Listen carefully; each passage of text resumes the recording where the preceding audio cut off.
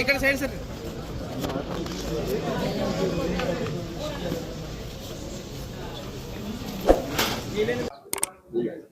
ಲಕ್ಷ್ಮೀ ಹೆಬ್ಬಾಳ್ಕರ್ ಅವರು ಬೆಂಗಳೂರಿಂದ ಬರ್ತಿರ್ಬೇಕಾದ್ರೆ ಕಿತ್ತೂರು ಹತ್ರ ಆಕ್ಸಿಡೆಂಟ್ ಆಗಿದೆ ಅಂತ ಹೇಳಿ ಸುದ್ದಿ ಗೊತ್ತಾಯಿತು.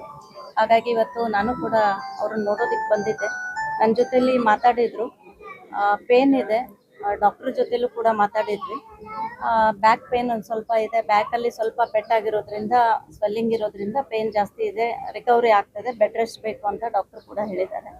ಅವರ ಕುಟುಂಬದ ಅವ್ರ ತಾಯಿಯವ್ರನ್ನು, ಅವ್ರ ಮಗನೂ, ಅವ್ರ ಸೊಸೆನೂ ಕೂಡ ಭೇಟಿಯಾದ್ವಿ. ವಿಶೇಷವಾಗಿ ಅಂದರೆ ಇವತ್ತು ನನ್ನ ಜೊತೆ ಮಾತಾಡಿದ್ರು. ಅವರು ಮಾತಾಡಿದ್ಮೇಲೆ ಅಷ್ಟೊಂದು ಗಾಬರಿ ಆಗುವಂಥದ್ದಿಲ್ಲ ಅಂತೇಳಿ ನನಗೆ ಅನ್ನಿಸ್ತಾ ಇದೆ. ದೇವ್ರ ಹತ್ರ ಪ್ರಾರ್ಥನೆ ಮಾಡ್ಕೊತೀವಿ, ಬೇಗ ಅವ್ರು ಉನ್ಮುಖರಾಗಲಿ, ಮತ್ತು ಅವರ ಕಾರ್ಯಕ್ಕೆ ಅವರು ಆದಷ್ಟು ಬೇಗ ಹೋಗಲಿ ಅಂಥೇಳಿ ನಾವು ಕೇಳ್ಕೊತೀವಿ.